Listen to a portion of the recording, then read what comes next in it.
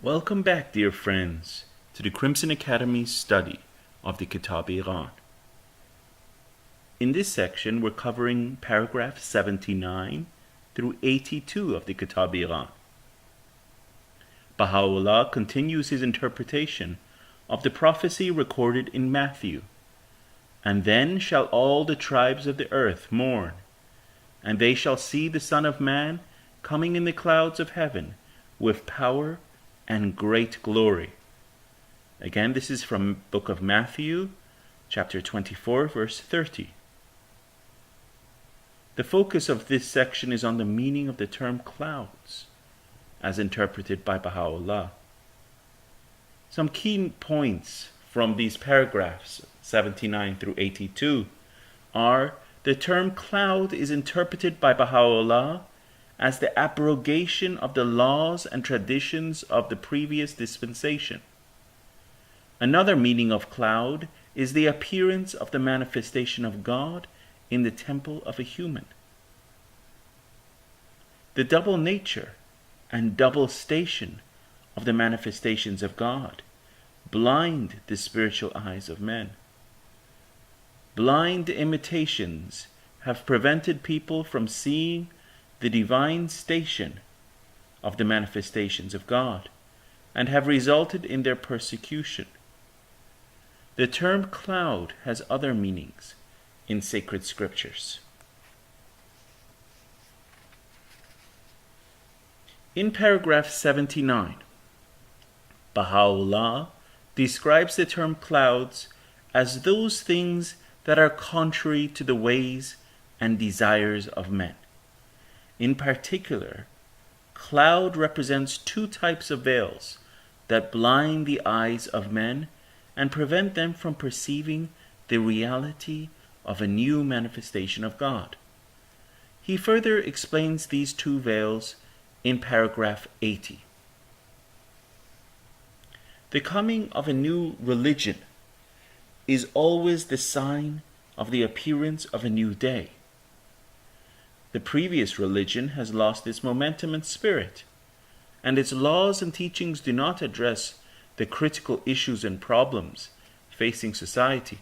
Hence, the new manifestation of God establishes new teachings and new laws, and abrogates the traditions and customs common among people. This condition acts as a cloud, preventing people from perceiving and recognizing the Son of Reality. The nature of objections made to Christ by the Jews illustrates well this meaning of cloud. According to Abdul-Baha, the Jews said, "We are promised through the tongue of the prophets that His Holiness Christ, at the time of His coming, would proclaim the law of the Torah, whereas now we see this person abrogating the commands of the Pentateuch, disturbing our blessed Sabbath, and abolishing the law of divorce.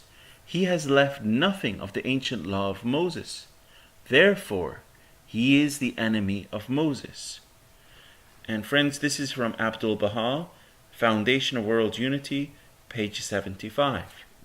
However, Abdul-Baha affirms, in reality, His Holiness Christ proclaimed and completed the law of Moses. He was the very helper and the sister of Moses. He spread the book of Moses throughout the world and established anew the fundamentals of the law revealed by him. He abolished certain unimportant laws and forms which were no longer compatible with the exigencies of the time, such as divorce and plurality of wives. The Jews did not comprehend this, and the cause of their ignorance was blind and tenacious adherence to imitations of ancient forms and teachings. Therefore, they finally sentenced His Holiness to death. Again, friends, this was from Abdul-Baha, Foundation of World Unity, page 75. In some answered questions, Abdul-Baha also states, the change and transformation in the conditions and exigencies of the times is the cause of the abrogation of religious laws, for the time comes when those earlier commandments no longer suit the prevailing conditions. And this is from Some Answer Questions by Abdul Baha, page 108. The second veil is the doubt that is cast in the minds of people when the manifestation of God, despite his divine origin, still appears in a human form and exhibits the limitations of the physical world, similar to others.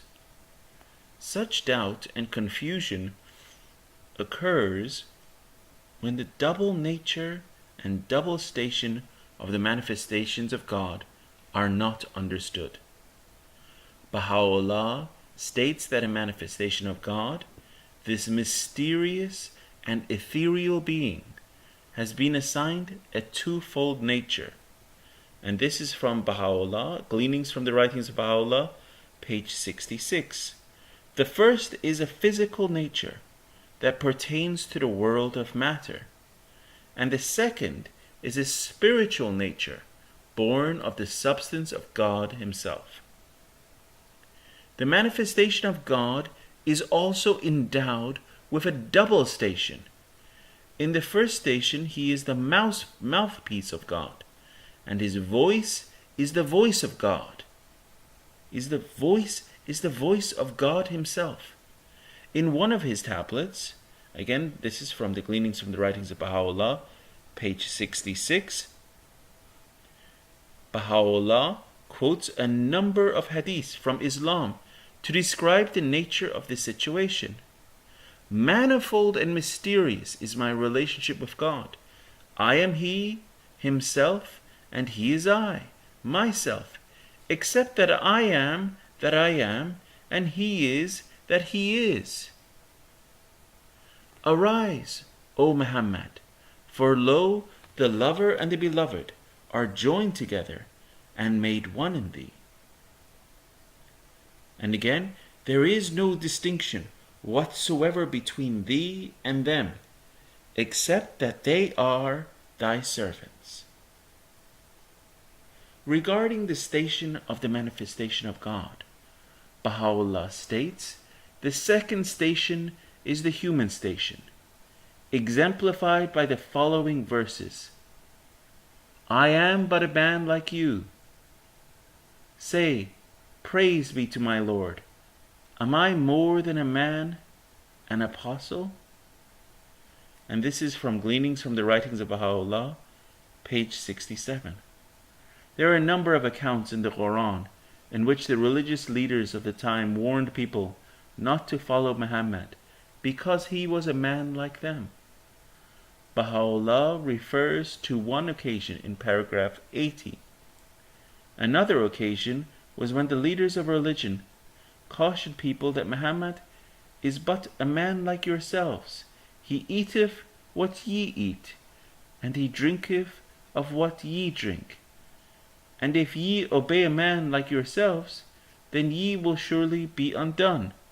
And friends, this is from Quran chapter 23, verses 34 through 36. In their human station, the manifestations of God are similar to other human beings, and are subject to all the limitations of the physical world, such as hunger, pain, illness, etc. Shoghi Effendi states the prophets of God themselves were not immune from these things which men suffer. They knew sorrow, illness, and pain too. They rose above these things through their spirits. And this is the beloved guardian Shoghi Effendi quoted in Living the Life, page 20. Such limitations have become veils and clouds, particularly for the learned and the religious leaders, depriving them of the bounties showered during the spiritual springtime. On the other hand, the illiterate faithful, paragraph 79, have become the main recipients of those bounties, and have become exalted above the learned opposers of the faith. An account in the Quran regarding Muhammad illustrates the situation well. Then said the chiefs of his people who believed not, "We see in thee but a man like ourselves, and we see not who have followed thee except our meanest ones of hasty judgment, nor see we any excellence in you above ourselves. Nay, we deem you liars." And this is from the Quran, chapter 11, verse 29. In paragraph 81, Baha'u'llah mentions blind imitations as another factor that has always prevented people from recognizing the divine station of the manifestations of God. For generations, men have been blindly imitating their fathers and have been trained according to such ways and manners as have been laid down by the dictates of their faith.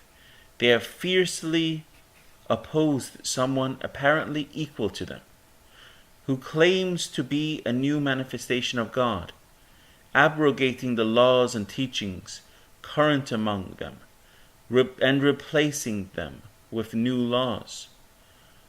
According to Abdul-Baha, blind imitations of the past are the root cause of prejudice. And this is from selections from the writings of Abdul-Baha, page 247. Blind imitation of the past will stunt the mind. And this is from selections from the writings of Abdul-Baha, page 248. Ignorance based on blind imitation is the greatest cause of bereavement and disheartening in the world of humanity. This is from Abdul-Baha, Foundations of the World Unity, page 74. The differences arising between people are due to blind imitations of dogmatic beliefs and adherence to ancestral forms of worship. And this is also from Foundations of World Unity, page 92. The fundamentals of all religions of God are one and the same. Variance is caused by blind imitations, prejudices, and adherence to forms which appear later. This is from Abdul-Baha in the Promulgation of Universal Peace, page 118. These blind imitations and hereditary prejudices have invariably become the cause of bitterness and hatred, and have filled the world with darkness and violence of war. And friends, this is again from the Promulgation of Universal Peace, page 180. The religious differences and divisions which exist in the world are due to blind imitations of forms without knowledge or investigation of the fundamental divine reality which underlies all the religions. And this one is also from the Promulgation of Universal Peace, page 287. In order to prevent the ills caused by blind imitations, Baha'u'llah ordained the investigation of truth as one of the fundamental teachings of his revelation. Abdul-Baha refers to this teaching as the first principle Baha'u'llah urged. And this is from Abdul-Baha in Baha'i Scriptures, page 277. Each individual is following the faith of his ancestors, who themselves are lost in the maze of tradition. Reality is steeped in dogmas and doctrines. If each investigates for himself, he will find that reality is one, does not admit of multiplicity, is not divisible. All will find the same foundation, and all will be at peace. And this is from Baha'i Scriptures, page 277. Friends, the word clouds has been used extensively in the symbolic language of sacred literature to describe the nature of spiritual events. For example, Baha'u'llah uses clouds of his tender compassion. And this is in Tablets of Baha'u'llah, page 74.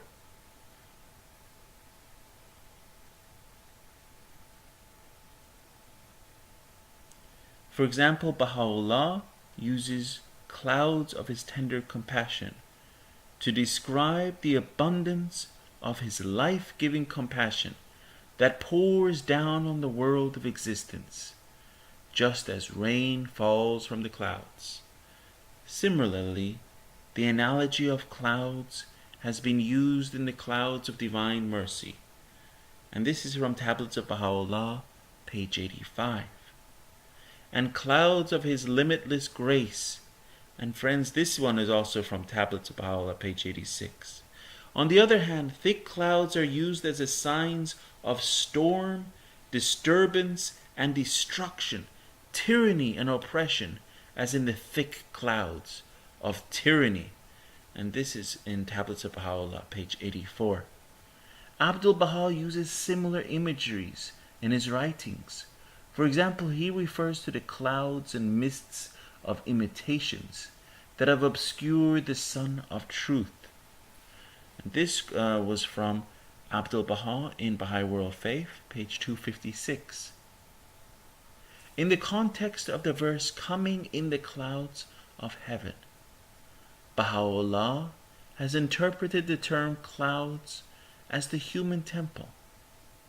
In reference to this verse, Abdul-Baha explains, even as the clouds hide the sun and the sky from our gaze, even so did the humanity of Christ hide from men his real divine character. And this is from Paris Talks by Abdul-Baha, page 44. He further states, as clouds are obstacles to the shining of the sun, so the clouds of the world of humanity hid from the eyes of men the radiance of the divinity of Christ. And this was Paris Talks, page 43. Abdul-Baha in another tablet describes the meaning of cloud and refers to some of the confusions that can result if a verse is interpreted literally. He states, the people even unto this day have failed to unravel the hidden secrets of the book. They imagine that Christ was excluded from his heaven in the days when he walked the earth, that he fell from the heights of his sublimity, and afterwards mounted to those upper reaches of the sky, to the heaven which doth not exist at all, for it is but space, and they are waiting for him to come down from there again, riding upon a cloud, and they imagine that there are clouds in that infinite space, and that he will ride thereon, and by that means he will descend. Whereas the truth is that a cloud is but vapor that riseth out of the earth, and it doth not come down from heaven. Rather, the cloud referred to in the gospel is the human body, so called because the body is as a veil to a man, which even as a cloud preventeth him from beholding the sun of truth that shineth from the horizon of Christ. And friends, that was from selections from the writings of Abdul-Baha, page 168. Interpreting the word cloud literally as physical cloud in the statement coming in the clouds of heaven raises a number of interesting questions. Should Christ travel in the clouds all over the world for everyone to see him? How will people be able to see him if he is high up in the clouds? How will Christ as a physical being be able to travel in the clouds? Should the clouds be altered in some manner to support his physical weight, and therefore no longer be clouds? Such unanswerable questions highlight how illogical it is to interpret the word cloud literally. Very good, friends. Thank you.